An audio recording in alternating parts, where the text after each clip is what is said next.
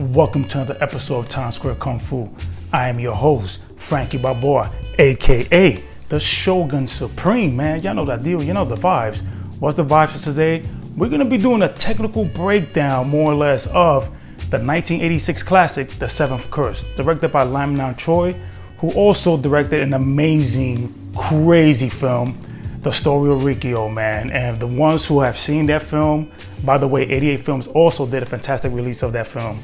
Y'all know how he does the body horror, the body gore.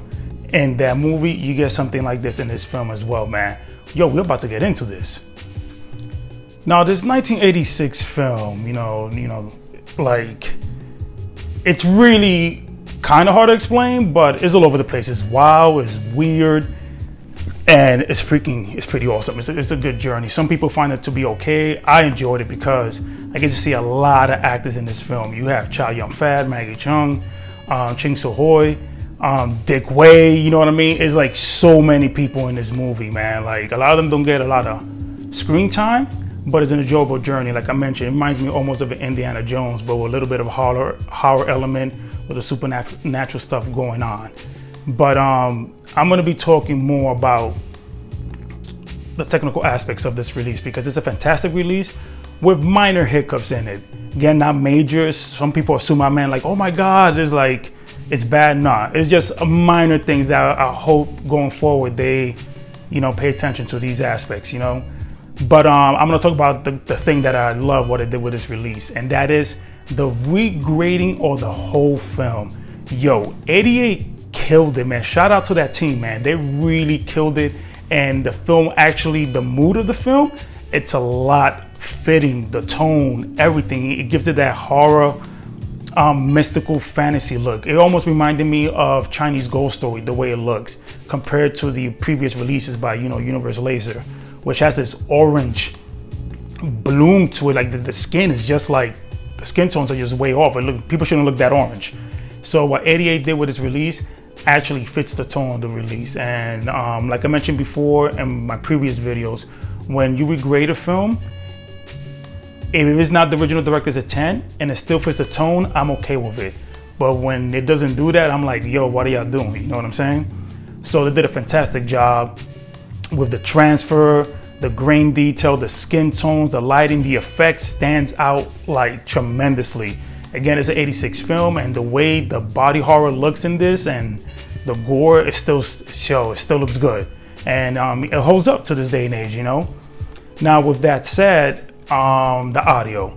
So a few people that I interacted with on Twitter and the Blu-ray forums, some of us, even the guy who did the transfer knows the audio is harsh. I find the audio harsh, and other people said it doesn't bother them, and other people didn't even notice it.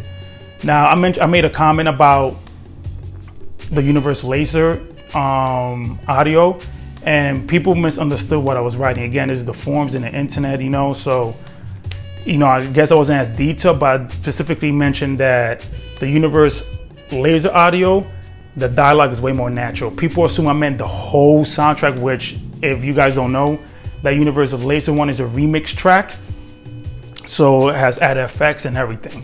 But I was specifically mentioning the dialogue. The dialogue is way more natural sounding than the audio that's included on this Blu-ray.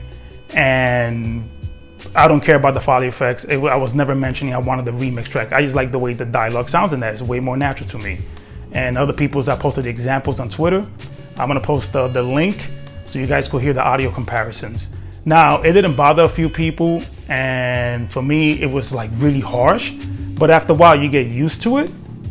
But I wish it's something that could have EQ'd better. Again, I'm speaking as a background, I used to mix records and, do, production on music. So I never did film. So I'm just going with, were they able to EQ this or not? They probably try, and it probably would have drawn other effects out. But the people that have problems with audio, like myself, I put the equalizer on the VLC player on flat. Others did something similar to their sound systems, and it was less harsh. It's a little lower, but it's less harsh because the audio on this is freaking loud. I'm like, wow. But that's something, again, I don't know the source they got, and that plays a role. But regardless, it's fine. It's just a little harsh, and it's not to the point that is gonna be obnoxious. For me, it was a little too hard to hear, you know, so I had to freaking put it down. And it was, you know, it's fine. I got used to it, so I was like, all right, whatever. Now the other issue, and this one I found really odd, is the booklet. There's some factual errors in this. Like the guy who wrote it, Matthew. Let me see. Let me get this right. I got it right here. I love this case. Where did I put the book at? Let me see who wrote this. Again, I know it's Matthew something. I should have written it. Matthew Edwards. This guy also wrote the hero booklet, what people had issues with. Again, I didn't read that booklet, but I want to summarize what I read from other people, saying that he basically tells people, hey, if you like this film, why? it's something in that regard. Don't take that as that's what people say, but basically it's just dogging on people that enjoy that film. On this one, he gets the actors like Chow Yun-Fat's characters wrong. It's a lot of mixed match with that, but besides that, the rest of the book is totally fine. And this guy keeps mentioning Italian horror in both books, making some comparisons here and there, so it looks like that's his thing, and I appreciate that perspective. But besides those errors, the release is fine. It's fantastic. The poster is beautiful. The artwork, that artwork is amazing. The lobby cars, and I love lobby cars. But I hope going forward, 88 Films double check like the booklet, because I think it's printed.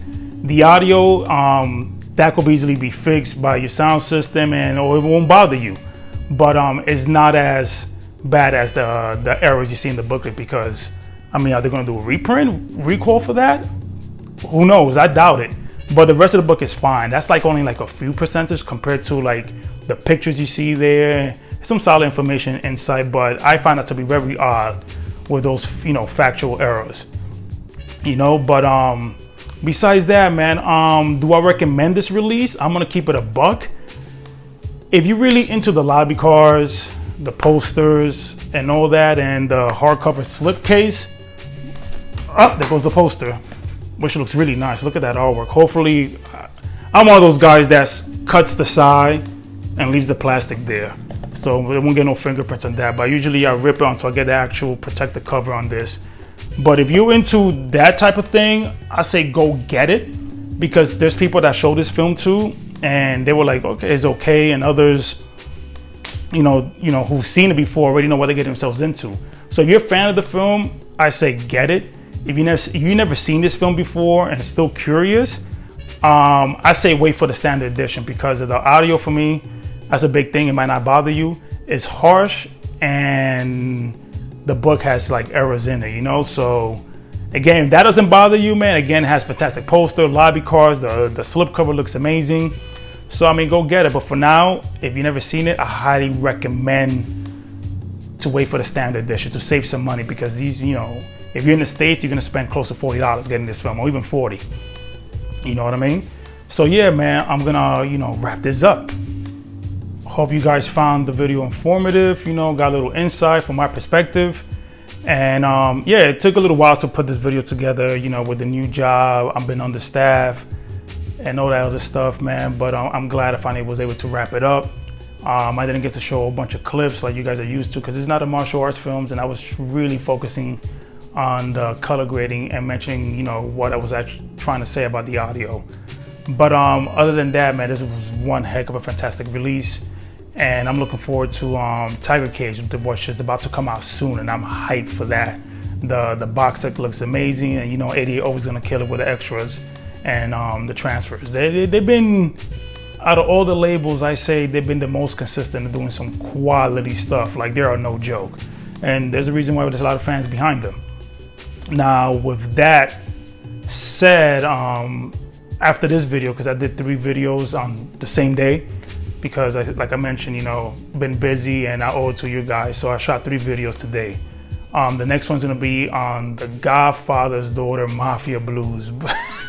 That title kills me, and it has a fan favorite from everybody, Yukari Oshima. So I'm gonna be talking about that film in the next video.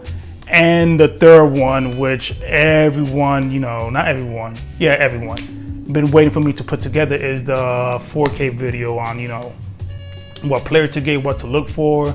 You know, if you already have a 2K transfer, it's worth upgrading to 4K. And I want to be talking about that, and also I'm going to be talking about digital in that video. So yeah, man, I finally got this done. And you know, like I always say, like, share, subscribe, and until the next one, peace.